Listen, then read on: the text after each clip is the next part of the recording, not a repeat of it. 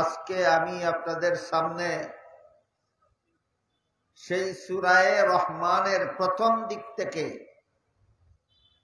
3টি আয়াত তিলাওয়াত করেছি। এই সূরা আল্লাহ পাক রব্বুল আলামিন শুরু থেকে শেষ পর্যন্ত সম্পূর্ণটি সূরা মুহাম্মাদুর রাসূলুল্লাহ সাল্লাল্লাহু আলাইহি ওয়াসাল্লামের কাছে নাযিল করেছিলেন মুশরিক মূর্তি পূজারীদের একটা প্রশ্নের জবাবে। আপনাদের অনেকেরই জানা থাকার কথা যে আমাদের নবী যে সমাজে জন্মগ্রহণ করেছিলেন এই সমাজের লোকেরা ছিল মূর্তি পূজারী। এরা 360টা মূর্তি কাবা ঘরে দাঁড় করাইয়া রাখছে। এরা আল্লাহকে আল্লাহ নামে ডাকত, আবার মূর্তিরও পূজা করত। আল্লাহকে আসমান জমিনের সৃষ্টিকর্তাও বলতো, আবার দেব দেবী বুত মূর্তির পূজাও করত। তাই এদের ব্যাপারে আল্লাহ কোরআনের এক জায়গায় বলেন, ওয়ালা ইন সাআলতাহুম মান খালাকাস সামাওয়াতি ওয়াল আরদা লায়াকুলুন্নাল্লাহ। অর্থাৎ হে রাসূল করিম সাল্লাল্লাহু আলাইহি ওয়াসাল্লাম, আপনি যদি এদেরকে জিজ্ঞাসা করেন আসমান জমিন সৃষ্টি করল কে, তারা বলবে আল্লাহ। তাহলে মূর্তি পূজারীরাও আসমান জমিনের সৃষ্টিকর্তা আল্লাহকেই বিশ্বাস করত এবং আল্লাহকে আল্লাহ নামে ডাকত। পূজার জন্য শতাধিক মূর্তি কাবাগরের ভিতরে দাঁড় করিয়ে রেখেছিল। হজের সময় যে দোয়া আছে, আমরা যেভাবে আল্লাহর ঘরকে আল্লাহর ঘর বিশ্বাস করি, হজের সময় আল্লাহর ঘরের তওয়াফ করি, কুরাইশ বংশের মক্কার কুরাইশ বংশের মূর্তি পূজারীরাও তেমনি ভাবে হজের সময় হজের নামে আল্লাহর ঘরের তওয়াফ জিয়ারত করে। তবে আমরা হজের ইহরামের দুআয় পড়ে থাকি, লাব্বাইক আল্লাহুম্মা লাব্বাইক লাব্বাইক লা শারীকা লাকা লাব্বাইক। এর অর্থ হলো হাজিরা দিলাম আল্লাহ তোমার দরবারে, হাজিরা দিলাম, হাজিরা দিলাম তোমার দরবারে, তোমার কোনো শরীক নাই। আর ওরা বলতো লাব্বাইক আল্লাহুম্মা লাব্বাইক লা শারীকা লাকা ইল্লা হাযিহিল আসনাম। এর অর্থ হলো আল্লাহ তোমার ঘরের ভিতরে যেসব মূর্তি দাঁড় করিয়ে রেখেছি এইগুলি ছাড়া আর কোনো শরীক তোমার নাই। দেখেন তো তাদের মূর্তি পূজা সম্পর্কে মোটামুটি একটু ধারণা পাইলেন কিনা। তাই এরা আল্লাহকে আল্লাহ নামে ডাকলেও এদের পূজার মূর্তিগুলিকে আল্লাহর সাথে শরীকদার সাব্যস্ত করত। এই হইল সারমর্ম। আল্লাহকে আসমান জমিনের সৃষ্টিকর্তা বিশ্বাস করা সত্ত্বেও, আল্লাহকে আল্লাহ নামে ডাকা সত্ত্বেও এদের পূজার মূর্তিগুলিকে আল্লাহর শরীকদার বিশ্বাস করত। এমন সমাজে মুহাম্মাদুর রাসূলুল্লাহ সাল্লাল্লাহু আলাইহি ওয়াসাল্লামকে আল্লাহ জন্ম দিয়ে পাঠালেন। রাসূল যখন লা ইলাহা ইল্লাল্লাহর দাওয়াত দেওয়া শুরু করলেন, ইবাদত একমাত্র আল্লাহকে করতে হবে, আল্লাহ ছাড়া আর কারো ইবাদত করা যাবে না, আল্লাহ ছাড়া আর কারো কাছে দোয়া মুনাজাত করা যাবে না, আল্লাহ ছাড়া আর কারো কাছে হায়াত মউত সন্তান রূপ মুক্তি চাওয়া যাবে না, রুকু সেজদা আল্লাহ ছাড়া আর কাউকে করা যাবে না, আল্লাহ ছাড়া আর কারো সামনে মাথা নত করা যাবে না। এখান থেকেই রাসূলের সাথে মূর্তি পূজারীদের দুশ্মনী শুরু হয়ে যায়। এরপর এক সময় আল্লাহ কোরআনের আরেকটি আয়াত নাযিল করে নির্দেশ দিলেন, তোমরা রহমানকে সিজদা করো। এই মূর্তি পূজারীরা আল্লাহকে আল্লাহ নামে জানলেও, আল্লাহ নামে ডাকলেও এরা জানতো না যে আল্লাহর আরেকটি নাম আছে রহমান। এইটা তারা জানতো না। রহমান যে আল্লাহরই আরেক নাম, এটা জানতো না তারা। তাই আল্লাহ যখন আয়াত নাযিল করে নির্দেশ দিলেন তোমরা রহমানকে সিজদা করো, তখন এই সমস্ত মুশরিক মূর্তি পূজারীরা প্রশ্ন করলো, রহমান আবার কে? একবার আল্লাহকে সিজদা করার পর আবার যদি রহমানকেও সিজদা করা যায়, তাহলে একবার আল্লাহকে সিজদা করার পর আবার মূর্তিকে সিজদা করা যাবে না কেন? আমার কথা বুঝে থাকলে একটু দয়া করে বলুন তো, এই প্রশ্ন এদের জাগলো কেন? যেহেতু এরা জানতো না আল্লাহকে সিজদা করা যেই কথা, রহমানকে সিজদা করা সেই কথা। এই জন্য এদের প্রশ্ন জাগলো। জিজ্ঞাসা করলো রহমান আবার কে? এই যে একটা প্রশ্ন করলো, রহমান কে, মানির রহমান। এই প্রশ্নের জবাবে আল্লাহ সূরা রহমানের শুরু থেকে শেষ পর্যন্ত সম্পূর্ণটি সূরা নাযিল করেছেন এবং এই সূরার ভিতরে শুধু একটি প্রশ্নের জবাব দিয়েছেন, মানির রহমান, রহমান কে। তাই আল্লাহ সূরার নামকরণ করেছেন সূরা রহমান। এর অর্থ হলো রহমানের পরিচয় সম্বলিত সূরা। এই সূরার শুরু থেকে শেষ পর্যন্ত প্রতিটি আয়াতে আয়াতে আল্লাহ শুধু রহমানের পরিচয় দিয়েছে। আসবে এবং আল্লাহর এই ভঙ্গিটা, এই পদ্ধতিটার স্বাদ উপলব্ধি করতে পারবেন যারা কোনো না কোনো ভাষার গ্রামার জানে। আরবি ভাষার গ্রামার অথবা বাংলা ব্যাকরণ অথবা ইংলিশ গ্রামার মোটামুটি যারা জানেন তারা মজা পাবেন যে আল্লাহ কেমন চমৎকার পদ্ধতিতে এই রহমানের পরিচয়টা সূরার ভিতরে প্রদান করেছে। কোনো কোনো গ্রামারের সূত্র মতো কোনো কোনো বাক্য এমন বাক্য গঠন হয় যে বাক্যের প্রথম শব্দটা নাউন হয়, ইসিম হয়, বিশিষ্ট হয়। এমন বাক্যের প্রথম অংশকে আরবি গ্রামারে মুক্তাদা আর দ্বিতীয় অংশকে খবর বলা হয়। বাংলা ব্যাকরণে প্রথম অংশকে উদ্দেশ্য আর দ্বিতীয় অংশকে বিদায় বলা হয়। ইংলিশ গ্রামার মতে এমন বাক্যের প্রথম শব্দকে সাবজেক্ট আর দ্বিতীয় অংশকে প্রেডিকেট বলা হয়।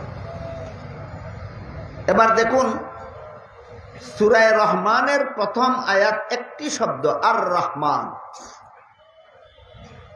এই যে ব্যাকরণের সূত্রটা বললাম, এর দ্বারা কি বললেন? আর রহমান যে একটা আয়াত, এখানে কি উল্লেখযোগ্য দুটি শব্দ আছে না একটি শব্দ? একটি শব্দ। তাহলে বাক্যটা সম্পন্ন না অসম্পন্ন? অসম্পন্ন। এমতাবস্থায় প্রশ্ন জাগে যে অসম্পন্ন একটা বাক্যের দ্বারা একটা আয়াত সম্পন্ন হলো কিভাবে, পরিপূর্ণ হলো কিভাবে?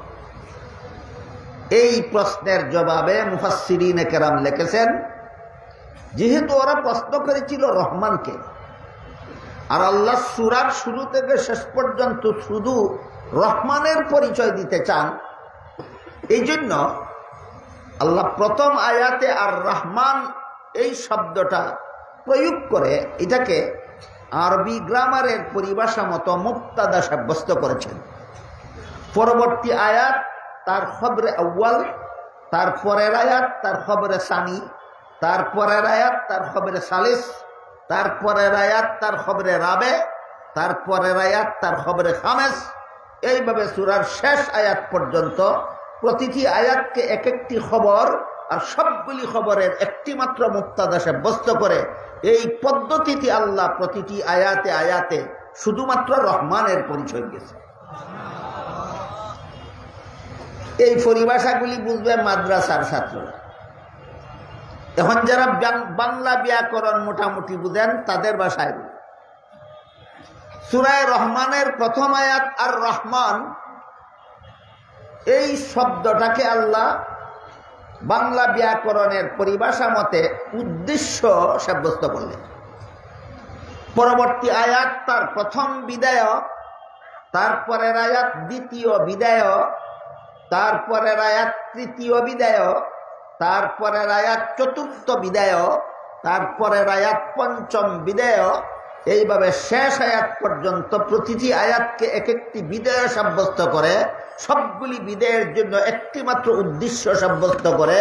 এই সিস্টেমে আল্লাহ প্রতিটি আয়াতে আয়াতে শুধুমাত্র রহমানের পরিচয় দিয়েছে।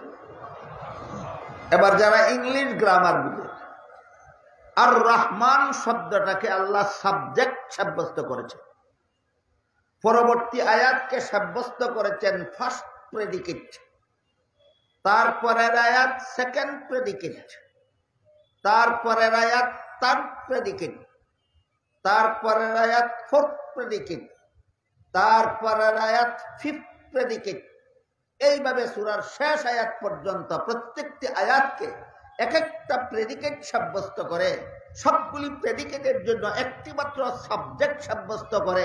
এই সিস্টেমে আল্লাহ প্রতিটি আয়াতে আয়াতে শুধুমাত্র রহমানের পরিচয় দিয়েছে। এবার বলবো তাদের উদ্দেশ্যে যারা কোনো ভাষার গ্রামার বুঝেন না, না আরবি গ্রামার বুঝেন, না বাংলা ব্যাকরণ বুঝেন, না ইংলিশ গ্রামার বুঝেন, এবার তাদের উদ্দেশ্যে বলছে। মুশরিকরা প্রশ্ন করেছিল রহমানকে। আল্লাহ বলেন রহমান তিনি কোরআন শিক্ষা দিয়েছেন, যিনি রহমান তিনি মানুষ সৃষ্টি করেছেন, যিনি রহমান তিনি মানুষকে বাকশক্তি দান করেছেন, যিনি। এই যে প্রতিটি আয়াতে আয়াতে চলে, কি বুঝলেন? প্রতিটি আয়াতে কার পরিচয়? আল্লামাল কোরআন একটি আয়াত, এখানেও রহমানের পরিচয়। রহমান তিনি কোরআন শিক্ষা দিয়েছেন। খালাকাল কোরআন, খালাকাল ইনসান আরেকটি আয়াত, এর অর্থ হল মানুষ সৃষ্টি করেছেন যিনি। রহমান তিনি মানুষ সৃষ্টি করেছেন যিনি। আল্লামাহুল বায়ান চতুর্থ আয়াত, এখানে আল্লাহ বলেন রহমান তিনি মানুষকে বাকশক্তি দান করেছেন যিনি। তাহলে আল্লামাল কোরআনের মধ্যেও রহমানের পরিচয়, খালাকাল ইনসানের মধ্যেও রহমানের পরিচয়, আল্লামাহুল বায়ানের মধ্যেও রহমানের পরিচয়। এই পদ্ধতিতে আল্লাহ পাক রব্বুল আলামিন সূরার শুরু থেকে শেষ পর্যন্ত প্রতিটি আয়াতে আয়াতে শুধুমাত্র রহমানের পরিচয় দিয়েছেন। কেন?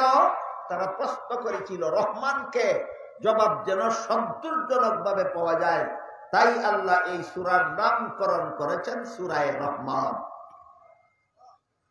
আজকের মতো আনুষঙ্গিক কথা এর চেয়ে বেশি বলার মতো সময় সুযোগ আমার হাতে নেই।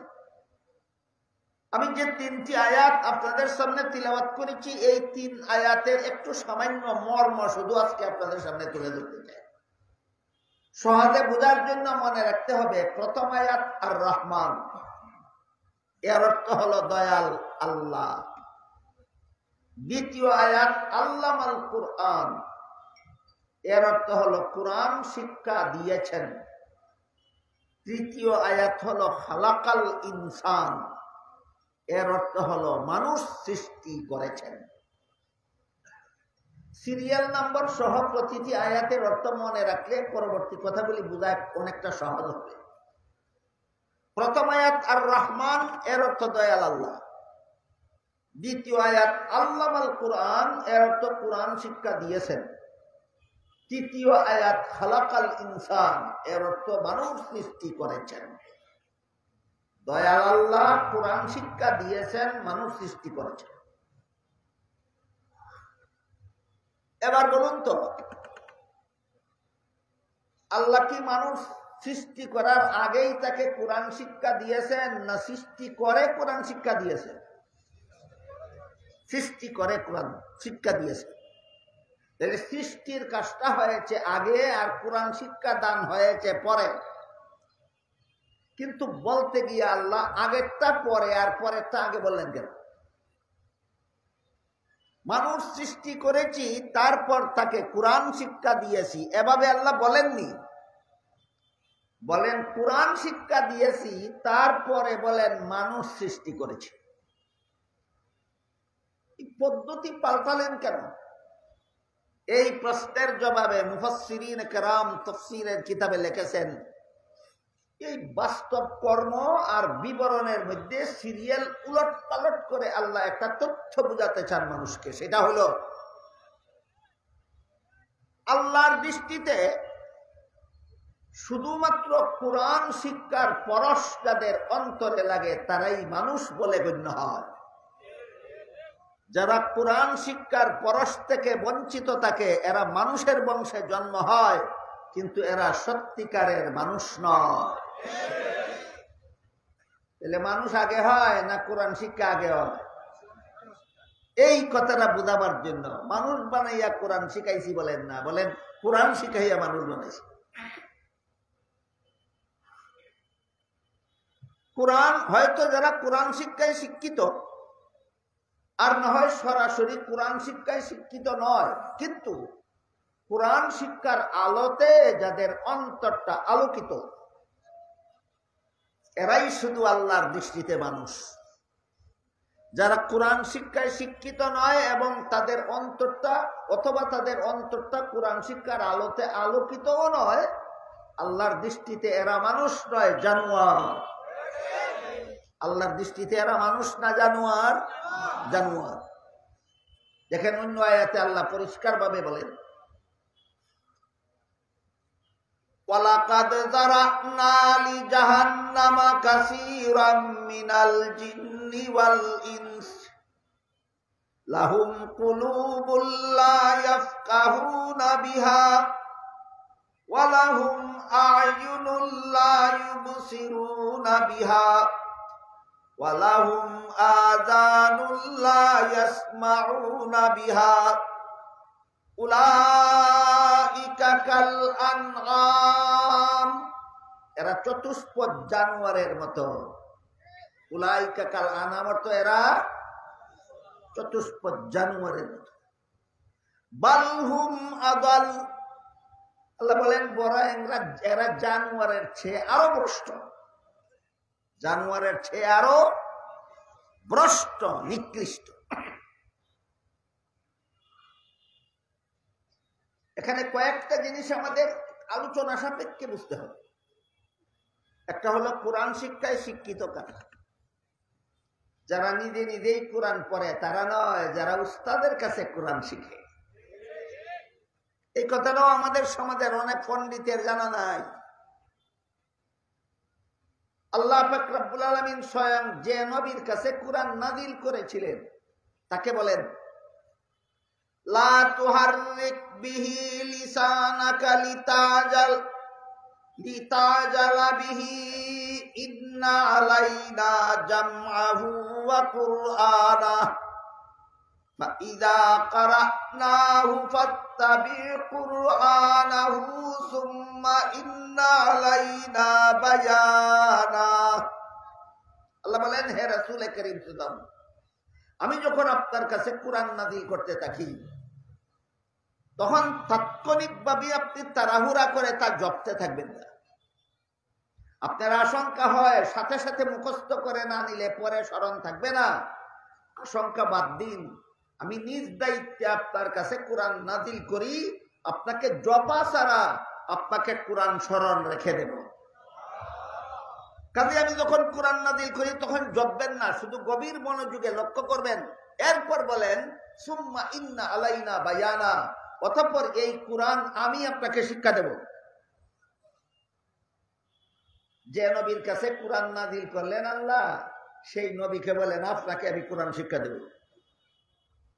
এবার বলুন কথাটা বুঝে থাকলে, যে নবীর কাছে আল্লাহ কোরআন নাযিল করলেন, যে নবীর ভাষা কোরআনের ভাষা এক ভাষা, সেই নবীকে যদি আল্লাহ উস্তাদ হয়ে কোরআন শিক্ষা দিতে হয়, বর্তমান যুগের কোন পণ্ডিতের বাপ হয়ে নিজে নিজে কোরআন শিখতে পারবে?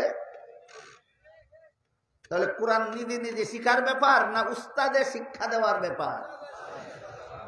আল্লাহ উস্তাদ হয়ে নবীকে কোরআন শিক্ষা দিয়েছেন, নবী উস্তাদ হয়ে সাহাবায়ে কেরামকে কোরআন শিক্ষা দিয়েছেন, সাহাবায়ে কেরাম উস্তাদ হয়ে তাবেঈনকে কোরআন শিক্ষা দিয়েছেন, তাবেঈন উস্তাদ হয়ে তাবে তাবেঈনকে কোরআন শিক্ষা দিয়েছেন, তারা তাদের ছাত্রকে, তারা তাদের ছাত্রকে, তারা তাদের ছাত্রকে, এই সূত্রে কিয়ামত পর্যন্ত যারা উস্তাদের কাছ থেকে কোরআন শিখবে এরাই আল্লাহর দৃষ্টিতে কোরআন শিক্ষিত বলে গণ্য হবে। এরা মানুষ, যারা সরাসরি কোরআন শিক্ষায় শিক্ষিত তারা মানুষ। আর একদল আছে সরাসরি কোরআন শিক্ষায় শিক্ষিত না, তারাও মানুষ। ওরা কারা? যাদের অন্তরটা কোরআন শিক্ষার আলোতে আলোকিত, যাদের অন্তরটা কোরআন শিক্ষার আলোতে আলোকিত। এখন এই 2 নম্বর কথাটা আমাদের একটু আলোচনা সাপেক্ষে বোঝা দরকার। যেন আপনারা যারা এখানে কোনোদিন মাদ্রাসায় লেখাপড়া করেননি, কোনো উস্তাদের কাছে কোরআন শিখেননি, অথচ এখানে কোরআন বোঝার জন্য এসেছেন, বসেছেন, আপনাদের কার অন্তর কোরআন শিক্ষার আলোতে আলোকিত আর কার অন্তরটা এখনো অন্ধকার, বিষয়টা যেন ক্লিয়ারলি বুঝে যেতে পারেন। এই জন্য এই জিনিসটা পরিষ্কার আলোচনা হওয়া দরকার, কার অন্তর কোরআন শিক্ষার আলোতে আলোকিত।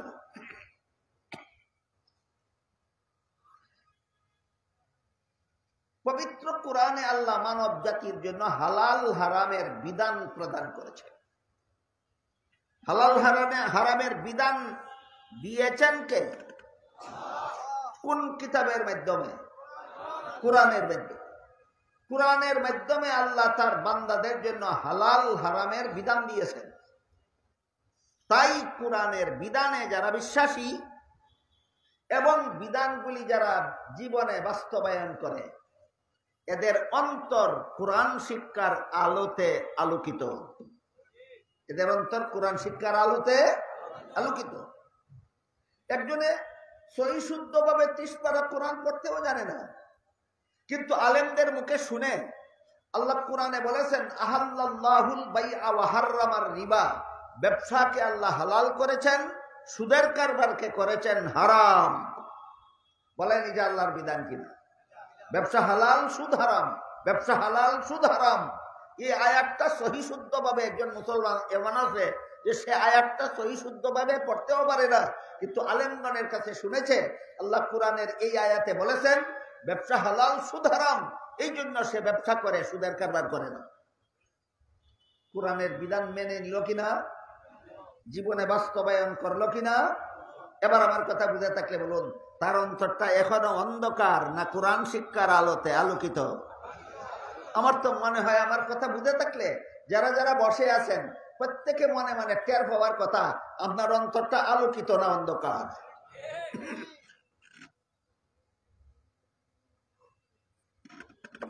এই 2 শ্রেণীর মানুষ। এক শ্রেণীর মানুষ হলো যারা এতক্ষণের বিশ্লেষণ মতে যারা কোরআন শিক্ষায় শিক্ষিত আর যাদের অন্তর কোরআন শিক্ষার আলোতে আলোকিত, আল্লাহর দৃষ্টিতে তারাই শুধু মানুষ। যারা কোরআন শিক্ষায় শিক্ষিতও নয় এবং যাদের অন্তর কোরআন শিক্ষার আলোতে আলোকিতও নয়, আল্লাহর দৃষ্টিতে এরা মানুষ নয়, জানোয়ার। এবার 3 নম্বর কথাটা ব্যাখ্যা সাপেক্ষে বুঝি। জানোয়ার কেমনে হইল? মানুষের বংশে জন্ম হইল, মানুষ রূপে জন্ম হইল, তার আকৃতি প্রকৃতি মানুষের, তার চেহারা মানুষের, তার শরীর মানুষের, তার হাত পা মানুষের, তার নাক মুখ কান চোখ মানুষের, তার কথাবার্তা মানুষের কথার মতো। জানোয়ার হলো কিভাবে? এবার এই কথাটা আমরা আলোচনার মাধ্যমে বোঝার চেষ্টা করি। আমার মনে হয় আপনারা অনেকেই জানেন বর্তমান দুনিয়াতে যে সমস্ত ইহুদি খ্রিস্টানের দেশ আছে,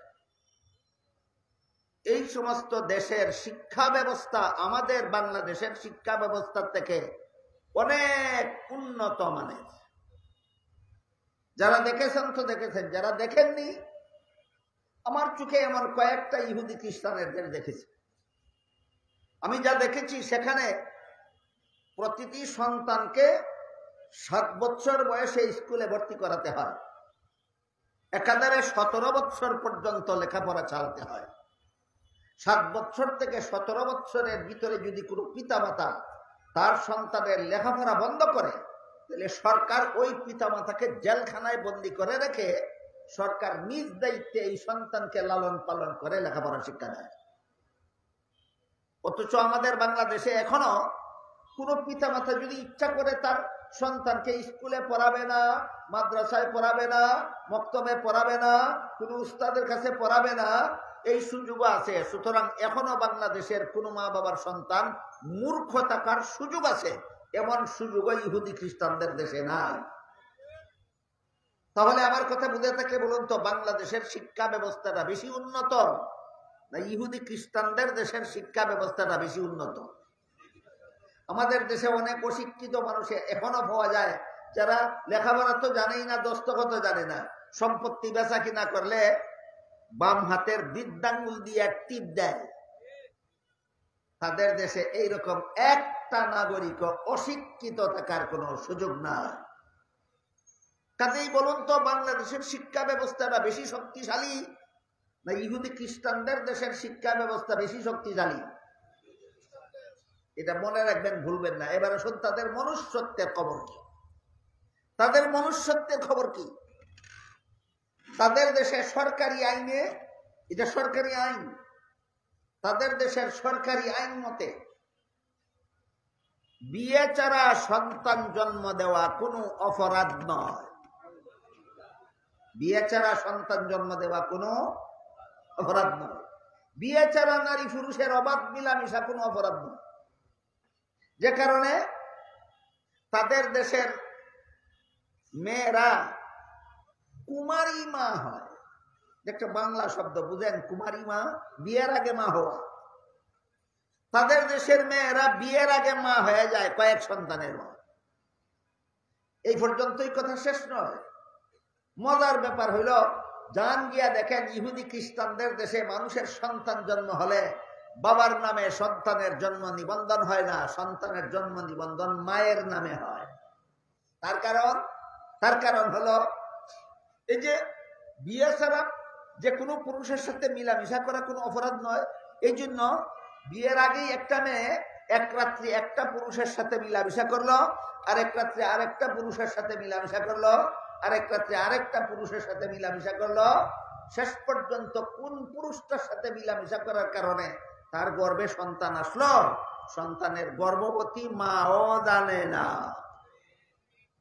এবার বলেন, এই সন্তানের জন্ম নিবন্ধন বাবার নামে হওয়ার কোন উপায় আছে? উপায় নাই। এই জন্য তাদের দেশের সন্তানদের জন্ম নিবন্ধন মায়ের নামে হয়, বাবার নামে হয় না। আমার কথা বুঝে থাকলে বলুন, তাহলে ওই সমস্ত দেশে উন্নত দেশ যেগুলিদের যে দেশগুলিকে বলা হয়, সভ্যদের যে দেশগুলিকে বলা হয়, এই সমস্ত দেশে মানুষের সন্তান মানুষের মতোই জন্ম হয় না হায়াওয়ান জানোয়ারের মতো জন্ম হয়? শিক্ষার অভাবে না কোরআন শিক্ষার অভাবে? তাইলে যে কোনো শিক্ষাই মানুষ গড়ার শিক্ষা না একমাত্র কোরআন শিক্ষা মানুষ গড়ার শিক্ষা? এই কথাটা বোঝাবার জন্য আল্লাহ মানুষ বানাইয়া কোরআন শিখাইছি বলেন না, বলেন কোরআন শিখাইয়া মানুষ বানাইছি।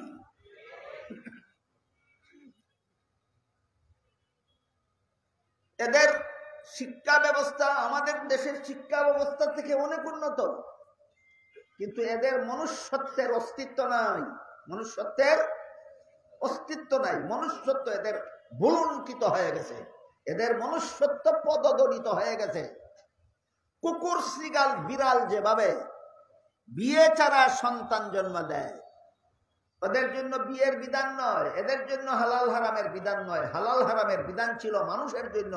এরা মানুষ হয়েও হালাল হারামের বিধান তোয়াক্কা করে না, হালাল হারামের বিধানের ধার ধারে না। এই জন্য এরা পশু জানোয়ারের মতোই সন্তান জন্ম দেয়। কুকুরের বাচ্চা যেভাবে জন্ম হয়, ওদের দেশে মানুষের বাচ্চা সেভাবেই জন্ম হয়। সুতরাং এই জীবনযাত্রার মধ্যে কুকুরে আর এদের মধ্যে কোনো পার্থক্য বাকি থাকে না। এবার বলুন, এরা কি মানুষ না জানোয়ার? তাহলে মানুষের বংশে জন্ম হলেই মানুষ হয় না কোরআন শিক্ষার আলোতে আলোকিত হলে মানুষ হয়? কোরআন শিক্ষার আলোতে যাদের অন্তর আলোকিত তারা মানুষ হয়। কোরআন শিক্ষার আলো যাদের অন্তরে ছোঁয়া লাগে না, এরা মানুষ রূপী জানোয়ার। এই পর্যন্তই কথা শেষ নয়। শুধু যে বিয়ে ছাড়া নারী পুরুষ মিলামিশা করে, শুধু যে বিয়ে ছাড়া নারী পুরুষ মিলিত হয়ে সন্তান জন্ম দেয়, এটা তো ছিল পশুর স্বভাব। এই পর্যন্তই শেষ নয়, আরেকটা চরম অশ্লীল, চরম নোংরা আরেকটা স্বভাব আছে, যেটা কোন জানোয়ারের মধ্যেও পাওয়া যায় না, ওইটা তাদের মধ্যে পাওয়া যায়। সেটা হলো, আপনারা বলুন তো, একটা কুকুর রাস্তায় আরেকটা কুকুরের সাথে মিলিত হয় না আরেকটা কুকুরের সাথে মিলিত হয়? বুঝে শুনে বলুন। রাস্তায় ঘোরাফেরা করে যে সমস্ত কুকুর, এগুলি কি আরেকটা কুকুরের সাথে মিলিত হয় না আরেকটা কুকুরের সাথে মিলিত হয়? তাইলে তাদের পশু জানোয়ারের যৌন জীবন বিপরীত লিঙ্গের সাথে হয়, সমলিঙ্গের সাথে হয় না। বিষয়টা আমি বুঝাতে পারলাম? একটা পাঠা আর একটা পাঠার সাথে যৌন মিলন করে না আর একটা ভাটির সাথে? এটা হলো পশুর স্বভাব। ওদের স্বভাব পশুর থেকেও নিকৃষ্ট। ওরা একটা পুরুষ আর একটা পুরুষের সাথে যৌন মিলন করে, এরা একটা মহিলা আর একটা মহিলার সাথেও যৌন জীবন করে, যৌন মিলন করে। তাহলে কি এরা পশু স্তরে গেল না আরো নিচে? বিষয়টা কি আমি আপনাদের বুঝাতে পারলাম? এখানে তিনটা স্তর আছে, একটা মানুষের স্তর, একটা পশুর স্তর, আর একটা আরো নিম্নতম স্তর। মানুষের স্তর হইল যা, যে সমস্ত মানুষ মনে করে বিয়ে ছাড়া নারী পুরুষের মিলামিশা হারাম, বিয়ে ছাড়া নারী পুরুষের মিলনের মাধ্যমে সন্তান জন্ম দেওয়া হারাম, তাই এই রকম হারাম কাজ করে না। এরা কোন স্তরে আছে? মানুষের স্তরে আছে। আরেকটা হলো এই হারাম মানে না, বিয়ে ছাড়াই নারী পুরুষ মিলিত হয়, বিয়ে ছাড়াই নারী পুরুষ মিলনের মাধ্যমে সন্তান জন্ম দেয়। এরা কোন স্তরে আছে? পশুর স্তরে আছে। আরেকটা হইল বিয়ে ছাড়া তো ছাড়াই, আবার নারী পুরুষের নয়, পুরুষে পুরুষে মিলন হয়, নারীয়ে নারীয়ে মিলন হয়। এই কুস্বভাব, এই নোংরামি, এই অশ্লীলতা, এই অসভ্যতা কুত্তা কুত্তির মধ্যেও নাই, যা তাদের মধ্যে আছে। তিনটা স্তরের পার্থক্য ভুলে যাবেন না, আমার সামনের কথাগুলি বোঝার জন্য। তাহলে পশ্চিমা দেশের যে সমস্ত লোকেরা সমকামিতায় লিপ্ত, এটা বাংলা ভাষায় সমকামিতা বলে, পুরুষ পুরুষের সাথে যৌন মিলন করাকে বাংলা ভাষায় কি বলে? সমকামিতা। নারী নারীর সাথে যৌন মিলন করাকে বাংলা ভাষায় সমকামিতা বলে। আমার কথা বুঝে থাকতে বলুন, সমকামিতা মানুষের কাজ না জানোয়ারের কাজ? বুঝাতে পারলাম না, বুঝাতে পারলাম না, দুঃখিত।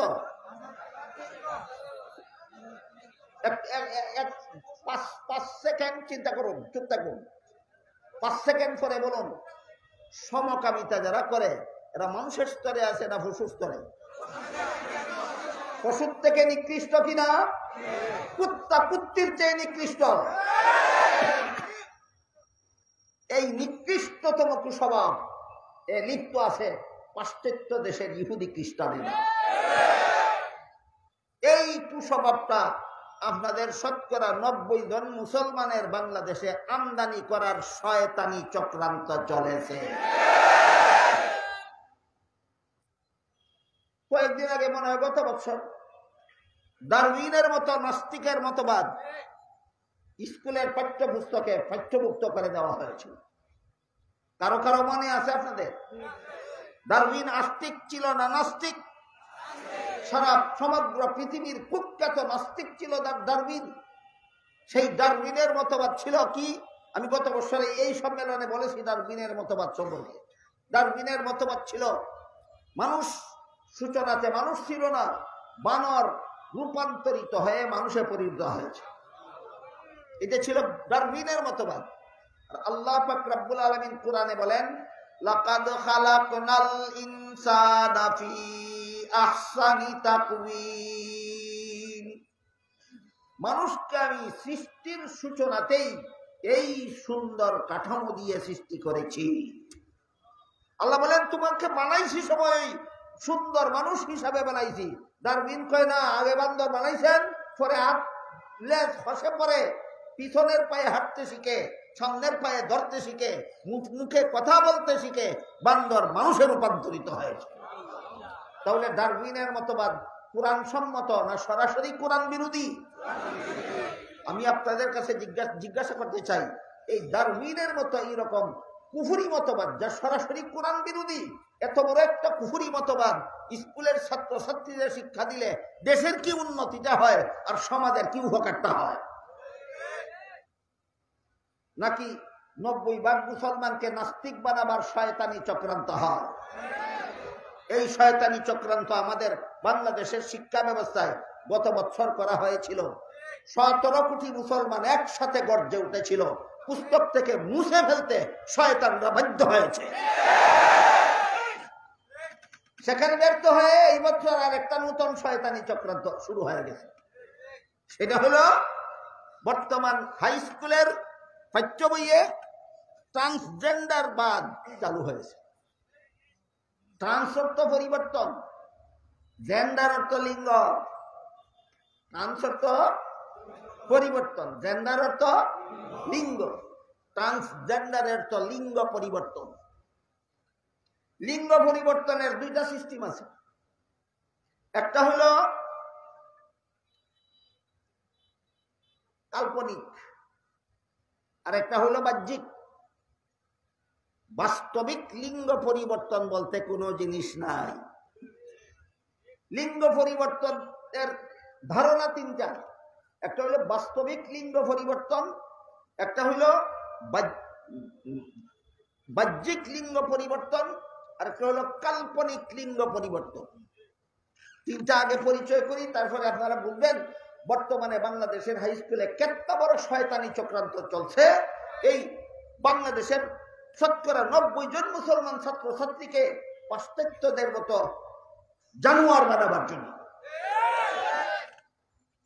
বাস্তবিক লিঙ্গ পরিবর্তনের অর্থ হইল এটার কোনো অস্তিত্ব নাই। বাস্তবিক লিঙ্গ পরিবর্তনের অর্থ হইল একটা ছেলে জন্ম হয়েছিল মায়ের পেটে, শেষ পর্যন্ত তার পুরুষাঙ্গ সম্পূর্ণ বিলুপ্ত হয়ে গেল। সেখানে একটা স্ত্রীলিঙ্গ গজাইল এবং ছেলে হিসেবে ছেলে আকারে যেদিন জন্মগ্রহণ করেছিল সেই দিন তার দেহের ভিতরে গর্ভতলী বলতে কোনো অঙ্গ ছিল না।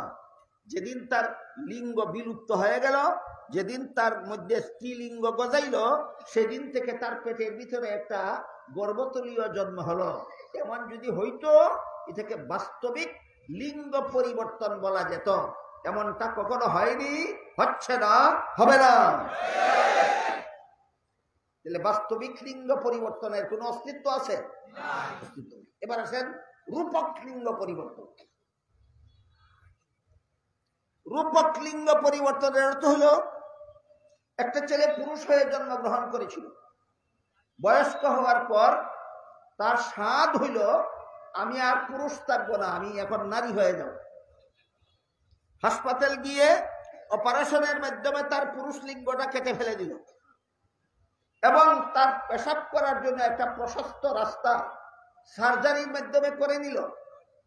আর রান থেকে কিছু গোস্ত কেটে নিয়ে তার বুকের মধ্যে ফিট করে দিয়ে দুইটা কৃত্রিম স্তন ফিট করে নিল। এটা হলো কৃত্রিম লিঙ্গ পরিবর্তন। বাস্তবিক লিঙ্গ পরিবর্তন না কৃত্রিম? কৃত্রিম। আমি জিজ্ঞেস করি, তোর পুরুষ লিঙ্গটা কাটতে ফেলাই দিলে হাসপাতালে গিয়া, তোর প্রসাব করার রাস্তাটা হাসপাতালের সার্জারিং সিস্টেমে তুই বড় করে নিলে, রানের 2 টুকরা গোস্ত নিয়ে বুক ফিট করিয়া রক্ত সঞ্চালন করিয়া এটা স্তন বানাইলে, ভালো কথা। তোর যদি বিয়া দেওয়া হয়, তোর পেটে তো গর্ভতলী নাই, বাচ্চা জন্ম দিতে পারবে? তাহলে রূপক লিঙ্গ পরিবর্তন ওইটা খেয়ালি পোলাও ছাড়া আর কিছু নয়, ফালতু কাজ ছাড়া আর কিছু নয়। আর একটা লিঙ্গ পরিবর্তন আছে, এটা কাল্পনিক লিঙ্গ পরিবর্তন। একটা হলো বাস্তবিক লিঙ্গ পরিবর্তন, একটা হলো রূপক লিঙ্গ বাহ্যিক লিঙ্গ পরিবর্তন, আর একটা হলো কাল্পনিক কাল্পনিক লিঙ্গ পরিবর্তন। কাকে বলে? পুরুষ হইয়া জন্ম হয়েছিল, 20 বছর বয়সে সে কল্পনা করে আমি আর পুরুষ না, আমি মহিলা। কোনো সার্জারি টার্জারি নাই, বাস্তবিক ওই লিঙ্গের কোনো পরিবর্তন বাস্তবেও নাই, রূপ করতেও নাই, শুধু কল্পনা। 20 বছর বয়সে ছেলেরা কল্পনা করে আমি একজন মহিলা। এটারে সরকারিভাবে আইন সিদ্ধ করে নেওয়ার শয়তানি চক্রান্ত আমাদের বাংলাদেশে চলছে। আলেমদের দায়িত্ব হলো কুফরি মতবাদের তুফান যখন আসতে দেখে, আলেমরা যখন দূর থেকে দেখেন, তখন পৌঁছার আগে আগে মুসলমান জনগণকে সতর্ক করে দেওয়া। তাই বাংলাদেশের লক্ষ লক্ষ উলামায়ে কেরাম একসাথে আপনাদেরকে অবগত করে যাচ্ছেন, এই কুফরি মতবাদ বাংলাদেশে আমদানি করার জন্য হাই স্কুলের পাঠ্য বইয়ে এই কুফরি মতবাদ শিক্ষা দেওয়ার শয়তানি চক্রান্ত চলছে। আমি আপনাদের জিজ্ঞেস করি, আপনাদের যাদের ছেলেকে যাদের মেয়েকে হাই স্কুলে লেখাপড়া করার জন্য দিয়েছেন, তাকে যদি তুমি 20 বছর বয়সে, 25 বছর বয়সে, 30 বছর বয়সে তুমি ছেলে হওয়ার পরও তুমি যদি নিজেকে নিজে মেয়ে কল্পনা করো, তুমি মেয়ে হওয়ার পরও তুমি নিজেকে যদি ছেলে কল্পনা করো, তাহলে আইনতই তুমি ছেলেকে মেয়েই গণ্য করা হবে, আইনত মেয়েকে ছেলেই গণ্য করা হবে। এমন একটা শয়তানি শিক্ষা দিলে দেশের কি উন্নতিটা হয়, আর এটা না দিলে জনগণের কি ক্ষতিটা হয়? বলেন, এই শয়তানি শিক্ষার সাথে দেশ এবং জনগণের উন্নতি আর অবনতির কোনো সম্পর্ক আছে? না, এদের মস্তিষ্কটাই জানোয়ার হয়ে গেছে। যাদের মস্তিষ্ক জানোয়ার হয়ে গেছে, এরাই শুধু এমন শয়তানি চিন্তা করতে পারে। এর সাথে দেশের উন্নতির কোনো সম্পর্ক নাই, এর সাথে জনগণের উন্নয়নের কোনো সম্পর্ক নাই, এর সাথে মানুষের শিক্ষার কোনো সম্পর্ক নয়।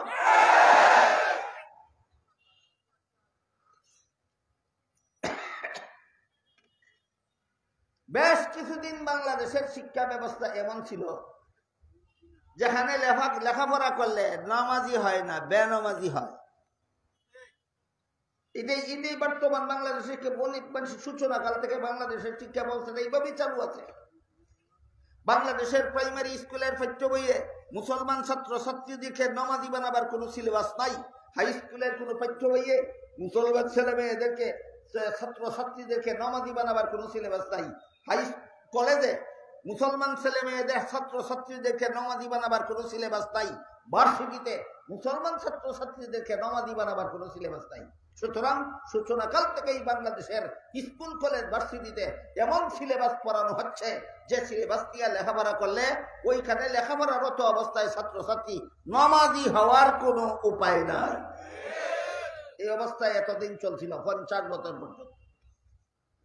50 বছর পরে আরো এক ধাপ অগ্রসর হওয়ার শয়তানি চক্রান্ত চলছে।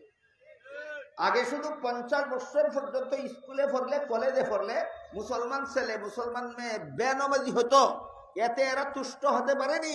এখন এরা চায় মুসলমানের সন্তান যদি স্কুলে পড়ে, কলেজে পড়ে, শুধু বেনামাজি হওয়া যথেষ্ট নয়, তুমি যেন নাস্তিক হতে পারো, তুমি যেন মুরতাদ হতে পারো, তুমি যেন বেঈমান হতে পারো, তুমি যেন পাশ্চাত্যদের মতো জানোয়ার হতে পারো।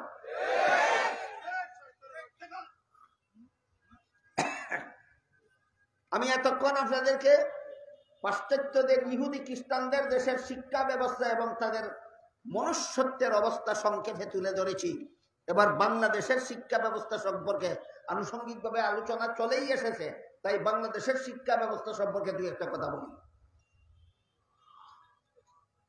আপনারা গভীরভাবে লক্ষ্য করলে দেখতে পাবেন, বাংলাদেশের প্রাইমারি স্কুল, এই যে একটু আগে বললাম, প্রাইমারি স্কুলের কোনো বইয়ে, হাই স্কুলের কোনো বইয়ে, কলেজ ভার্সিটির কোনো বইয়ে মুসলমান ছাত্র ছাত্রীদেরকে নামাজ শিক্ষা দেওয়ার কোনো ব্যবস্থা নাই। কেন নাই?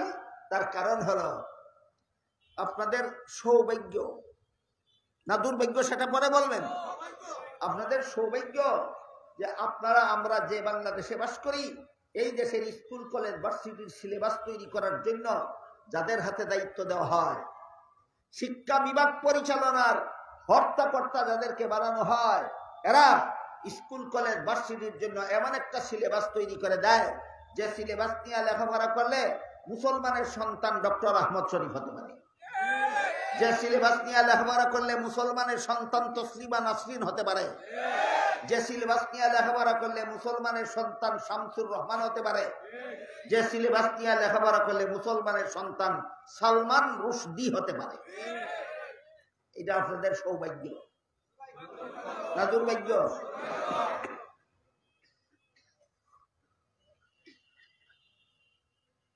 কাজেই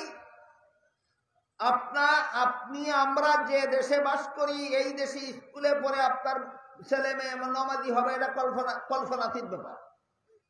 এখানের হাই স্কুলে পড়ে আপনার আমার ছেলে মেয়ে নামাজি হবে, এটা কল্পনার বহির্ভূত ব্যাপার। আপনার আমার ছেলে মেয়ে কলেজ ভার্সিটিতে পড়ে নামাজি হবে, এটা কল্পনা বহির্ভূত ব্যাপার। কারণ এখানে পরিকল্পিতভাবেই এমন সিলেবাস তৈরি করে দেওয়া হয় প্রাইমারি স্কুলে, এমন সিলেবাস তৈরি করে দেওয়া হয় হাই স্কুলে, এমন সিলেবাস তৈরি করে দেওয়া হয় কলেজে ভার্সিটিতে, যে সিলেবাস নিয়ে লেখাপড়া করলে এতদিন পরিকল্পনা ছিল মুসলমানের বাচ্চা যেন বেনামাজি হয়, এখন পরিকল্পনা চলছে মুসলমানের বাচ্চারা যেন তসলিমা নাসরিন আর আহমদ শরীফ হয়।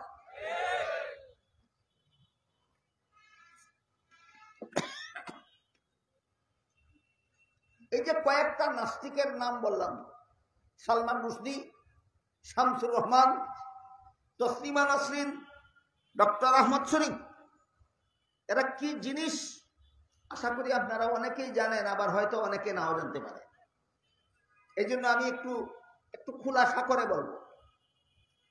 ডক্টর আহমদ শরীফ মরণের আগে ওসিয়ত করে গেছিল, আমি মরলে পরে আমার লাশকে তোমরা গোসল দিও না, কাফন পরাইবে না, জানাজা পড়বে না, গুরুস্থানে দাফন করবে না, এগুলি ধর্মান্ধরা করে। এদের দৃষ্টিতে ধর্ম হইল অন্ধকার, যারা ধর্ম পালন করে এরা অন্ধ।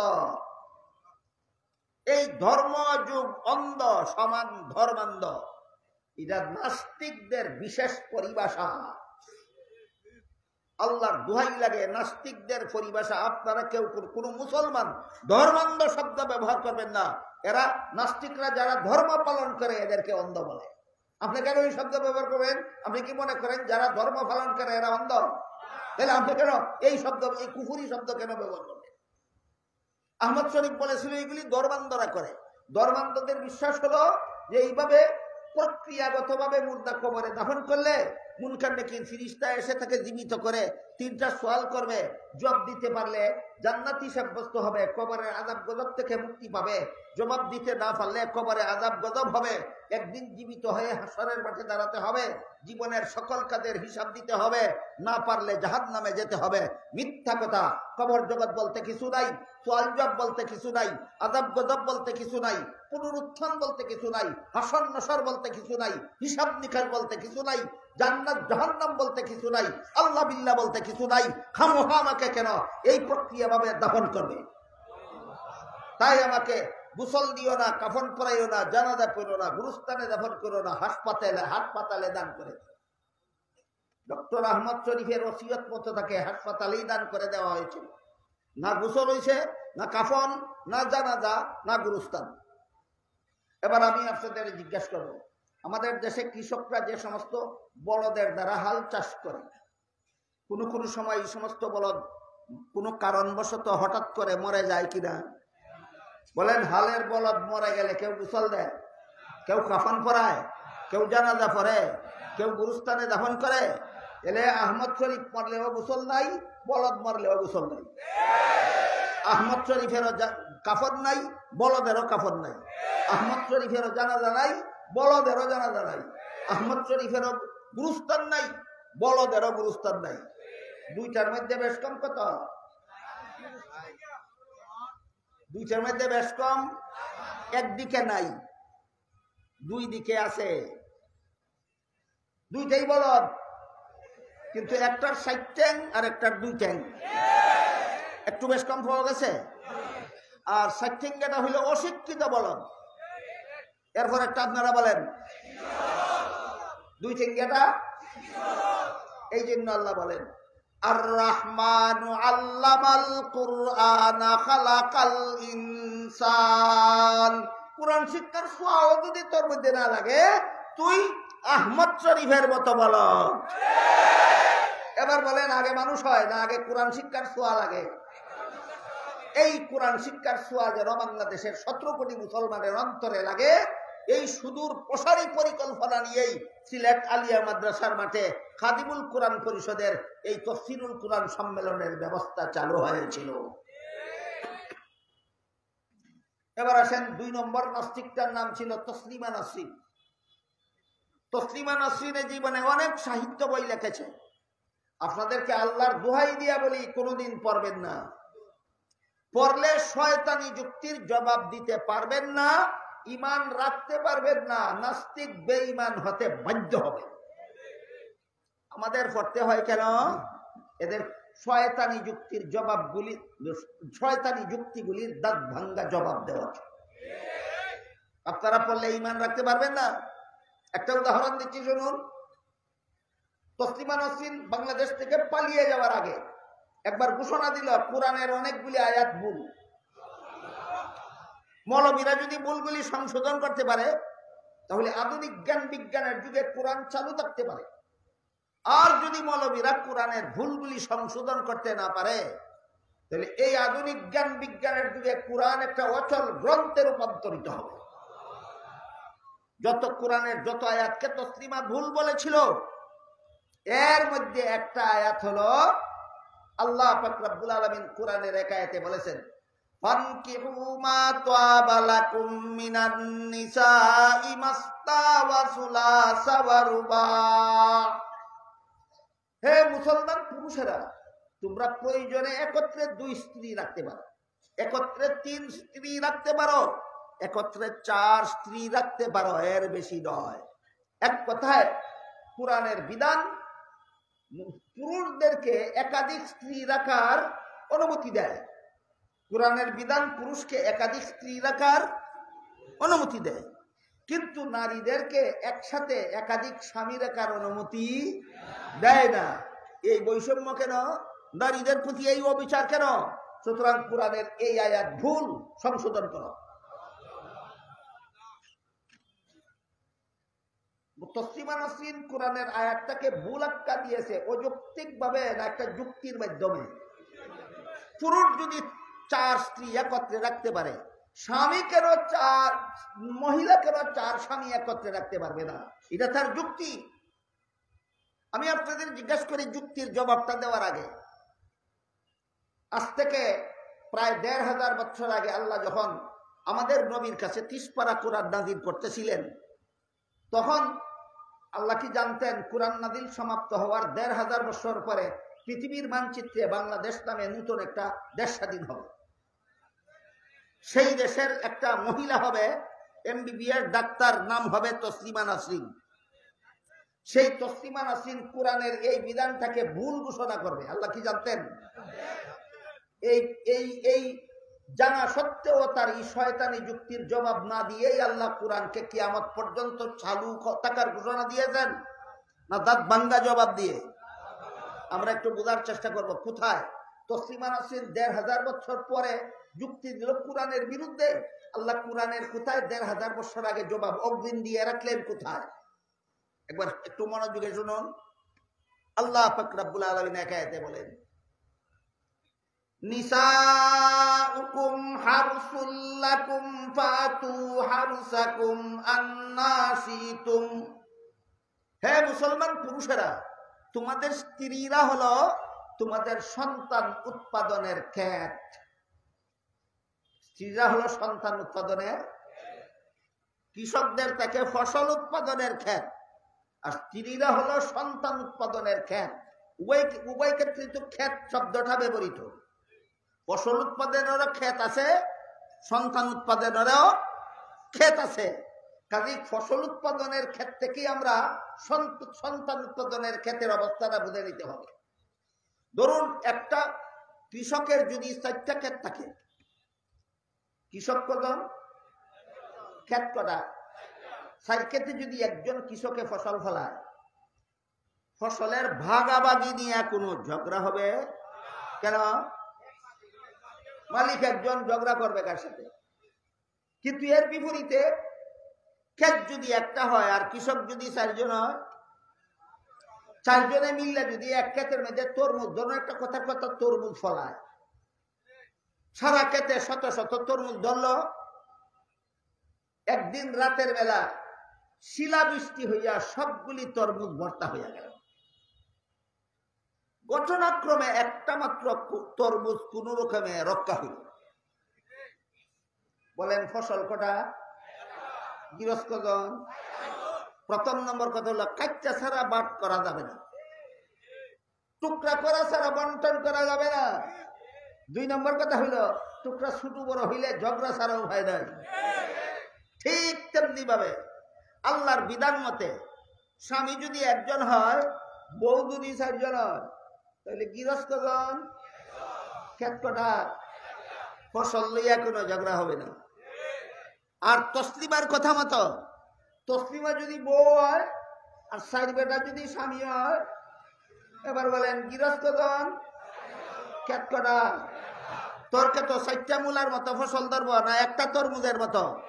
এবার বল তোর তরমুজটাই বাপ ডাকবো কোনটা নেই?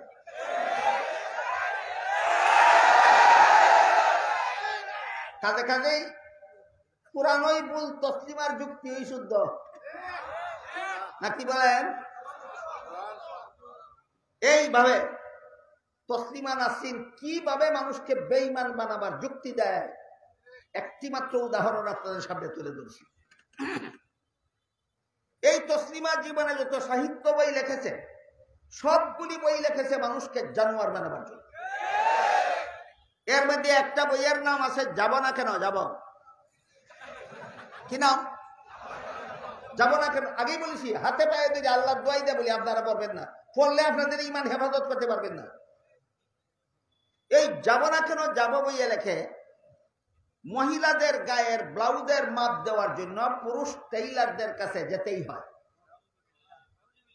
আমার বুঝে আসে না কেন মহিলাদের গায়ের ব্লাউজের মাপ দেওয়ার জন্য পুরুষ টেইলারদের কাছে যেতেই হবে কেন? যদি মহিলা টেইলার না থাকে, তাহলে বিয়ার আগে তোমার বাপে হাতে মাপিয়া ফিতায় মাপিয়া টেইলারে মাপ পৌঁছাইব, ব্লাউজ বানাই দিব। আর বিয়ার পরে বউয়ের ব্লাউজের মাপ দেওয়ার মতো টেইলারের কাছে কেউ থাকে না। কে সেটা? স্বামী। পুরুষ স্বামী যদি বলে আমার তো আমার বউয়ের শরীরের মাপ আমার জানা নাই, আমি বলবো তোরে কেটা গেছিল বিয়া করতে? তোর বউর শরীরের মাপ জানো, তুই বিয়া করতে, তোরে বিয়া করতে গেছিল কে? সুতরাং তসলিমা যে বলল মহিলাদের গায়ের ব্লাউজের মাপ দেওয়ার জন্য পুরুষ টেইলারদের কাছে যেতেই হয়, এটা বাস্তব না অবান্তর কথা। তারপরে লেখে এই সুযোগে মহিলারা যখন তাদের গায়ের ব্লাউজের মাপ দেওয়ার জন্য পুরুষ টেইলারদের কাছে যায়, টেইলারেরা তখন ফিতার পরিবর্তে তাদের বুকে হাতের আঙ্গুল ব্যবহার করে।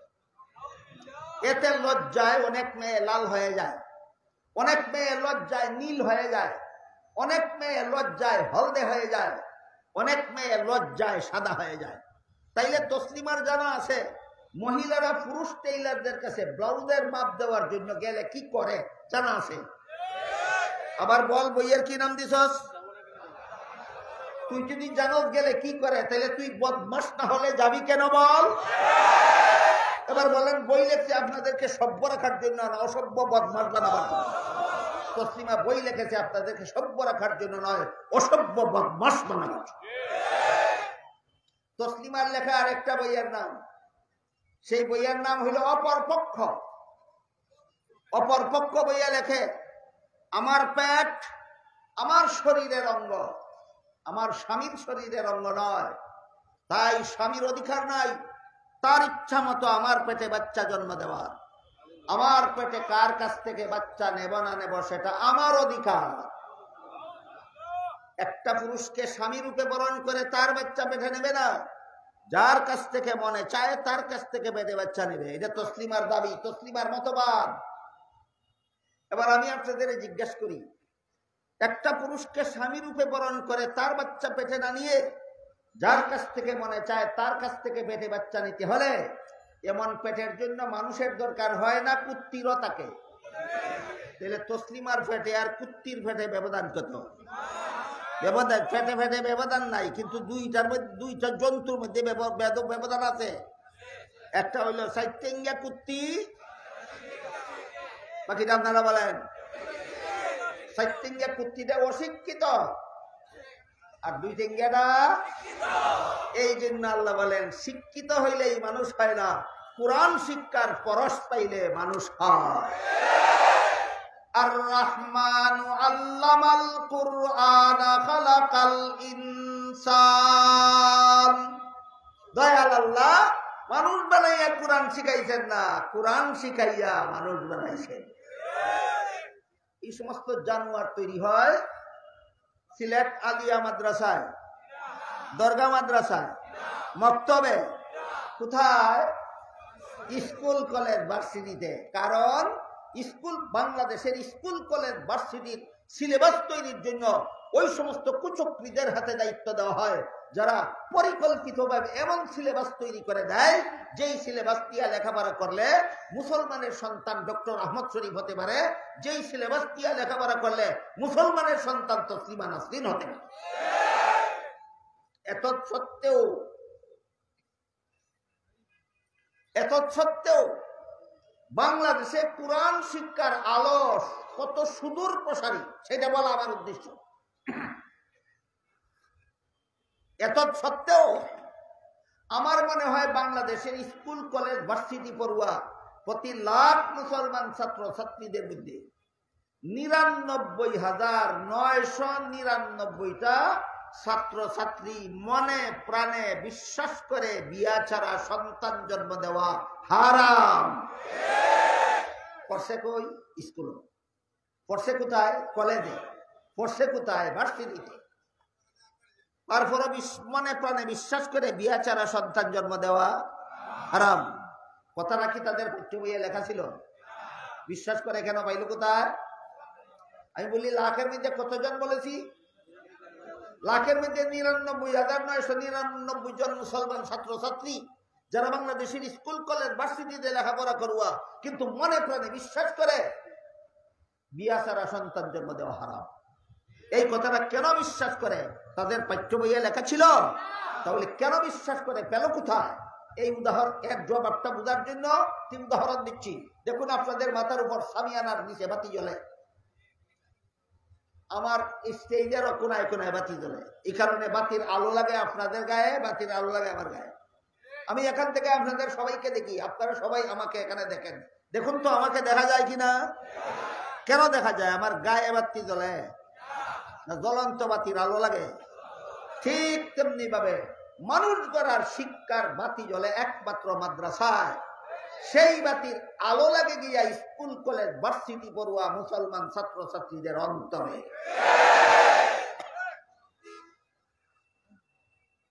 যেমন ভাবে সামিয়ানার নিচে বাতি জ্বলে, বাতির আলো লাগে আপনাদের গায়ে, ঠিক তেমনি ভাবে মানুষ গড়ার শিক্ষার বাতি জ্বলে মাদ্রাসায়। সেই বাতির আলো লাগে গিয়া বাংলাদেশের স্কুল কলেজ ভার্সিটি পড়ুয়া মুসলমান ছাত্র ছাত্রীদের অন্তরে। তাই তারা স্কুলে পড়া সত্ত্বেও, কলেজে পড়া সত্ত্বেও, ভার্সিটিতে পড়া সত্ত্বেও মনে প্রাণে বিশ্বাস করে বিয়ে ছাড়া সন্তান জন্ম দেওয়া হারাম। বলুন, তাদের সিলেবাসে পেয়েছিল না কোরআন শিক্ষার আলো পেল? কোরআন শিক্ষার আলো পেল। তা কাজেই এই বাংলাদেশের স্কুল কলেজ ভার্সিটি পড়ুয়া প্রতি লাখ মুসলমান ছাত্র ছাত্রীদের মধ্যে ৯৯,৯৯৯টা মুসলমান ছাত্র ছাত্রী তসলিমার মতো জানোয়ার হতে পারেনি একমাত্র কোরআন শিক্ষার আলোতে আলোকিত হওয়ার কারণে। ডক্টর আহমদ শরীফের মতো জানোয়ার হতে পারেনি একমাত্র কোরআন শিক্ষার আলোতে আলোকিত হওয়ার কারণে। লাখের মধ্যে ৯৯,৯৯৯ জন বাদ গেলে তাকে কেন? একজন বাদ দিলাম কেন? আহমদ শরীফদের জন্য। একজন বাদ দিলাম তসলিমাদের জন্য। একজন বাদ দিলাম শামসুর রহমানদের জন্য। একজন বাদ দিলাম সালমান রুশদির জন্য। এই লাখের মধ্যে একটা জানোয়ার রয়ে গেছে, কোরআন শিক্ষাও গ্রহণ করেনি, কোরআন শিক্ষার আলোও পায়নি। আর বাকি ৯৯,৯৯৯টা মুসলমান ছাত্র ছাত্রী স্কুলে পড়া সত্ত্বেও, কলেজে পড়া সত্ত্বেও, ভার্সিটিতে পড়া সত্ত্বেও, আমার কথা বুঝে থাকলে আপনাদের বলতে হবে কেন মনে প্রাণে বিশ্বাস করে বিয়া ছাড়া সন্তান জন্ম দেওয়া হারাম? কোরআন শিক্ষায় শিক্ষিত হওয়ার কারণে না কোরআন শিক্ষার আলোতে আলোকিত হওয়ার কারণে? বুঝতে পারলেন? কোরআন শিক্ষার আলোতে আলোকিত বলতে কি বোঝায়? আপনাদের বাংলাদেশের ১৭ কোটি মুসলমানের অন্তরকে কোরআন শিক্ষার আলোতে আলোকিত করার জন্য এই তাফসীরুল কোরআন সম্মেলন। কথা শেষ করার আগে ওই যে ট্রান্সজেন্ডার একটা পশুর থেকে নিকৃষ্টতম যৌন মিলন ব্যবস্থা। বলুন, ট্রান্সজেন্ডার পশুত্বের মতো যৌন মিলন ব্যবস্থা না পশুর থেকে নিকৃষ্টতম যৌন মিলন ব্যবস্থা? আগে তিনটা স্তর বলছিলাম না, একটা মানুষের, একটা জানোয়ারের, একটা তার চেয়েও নিকৃষ্ট। বলুন তো, মানুষের জীবন ব্যবস্থাটা কেমন? বিবাহের মাধ্যমে নারী পুরুষ মিলামিশা করবে।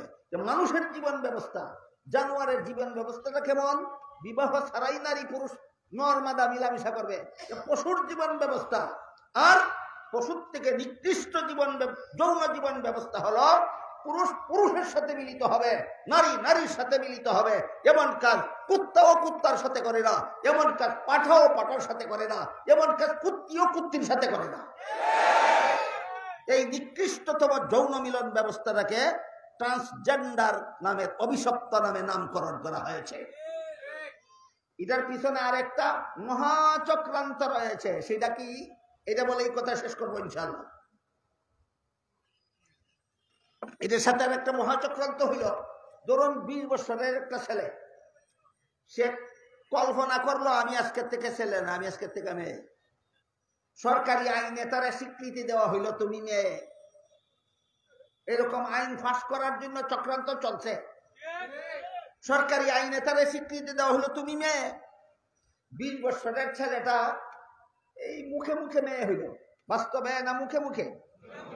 এবার তুই বল, বিয়া করবে কারা? আরেকটা পুরুষে করবে না আরেকটা নারীরে করবে? ক ঠিক করে ক। যদি বলস যেহেতু আমি মেয়ে হয়ে গেছি কাজে আমি একটা পুরুষকে বিয়ে করব, আসলে একটা মেয়ে একটা পুরুষকে বিয়ে করলো না আসলে ছেলে ছেলেকে বিয়ে করলো? ওই পুরুষ থেকে নিকৃষ্টতম যৌন ব্যবস্থা চালু করার শয়তানি চক্রান্ত আরম্ভ হয়েছে।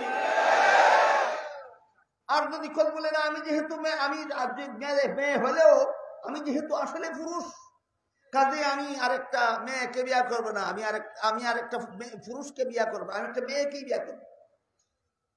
তুমি নামে পুরুষ, তুমি নামে মেয়ে, কামে পুরুষ। তুমি যদি আরেকটা পুরুষকে বিয়ে করো তাহলে তুমি সরাসরি সমকামিতার মতো পশুর থেকে নিকৃষ্টতম যৌন জীবনে লিপ্ত হয়ে গেল। আর যদি তুমি কাজে পুরুষ নামে নারী, এই জন্য যদি তুমি আরেকটা নারীকে বিয়ে করো তাইলে সমাজে বুঝবে নারী নারীকে বিয়ে করলো। এর মাধ্যমে সমাজের চোখে ধুলা ভরা দিয়া সমাজের সবাইকে সমকামিতার মতো পশুত্বের চেয়েও নিকৃষ্টতম যৌন জীবনের সমাজ ব্যবস্থা চালু হয়ে যাবে। এইভাবে বিয়ে করলে অশয়তানি, ওইভাবে বিয়ে করলে অশয়তানি। এইভাবে শয়তানি যৌন জীবন ব্যবস্থা চালু করার মাধ্যমে, শিক্ষা নীতির মাধ্যমে বাংলাদেশের 90% জন মুসলমানকে পাশ্চাত্য দেশের ইহুদি খ্রিস্টানদের মতো জানোয়ার বানাবার চক্রান্ত চলছে। এখন ওই রুখে দাঁড়াবার সময়। এখন ওই 17 কোটি মুসলমান একসাথে গর্জে উঠতে হবে। এই কি নাম? ট্রান্সজেন্ডার নামের অভিশপ্ত যৌন জীবন ব্যবস্থা মানি না, মানি না, মানি না।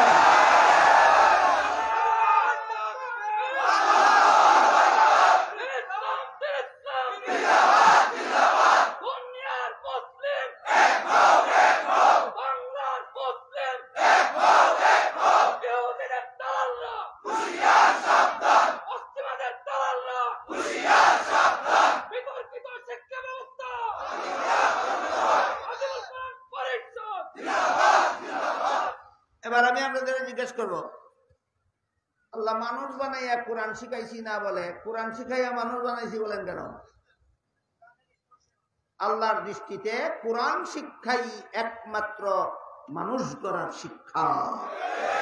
আমার এতক্ষণের আলোচনার সারমর্ম, আল্লাহর দৃষ্টিতে কোরআন শিক্ষাই একমাত্র মানুষ গড়ার শিক্ষা।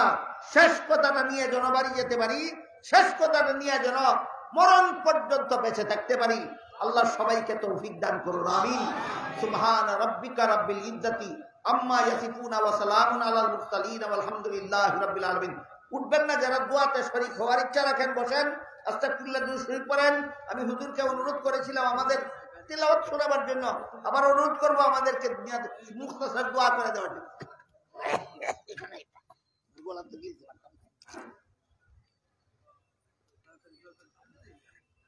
بسم الله الرحمن الرحيم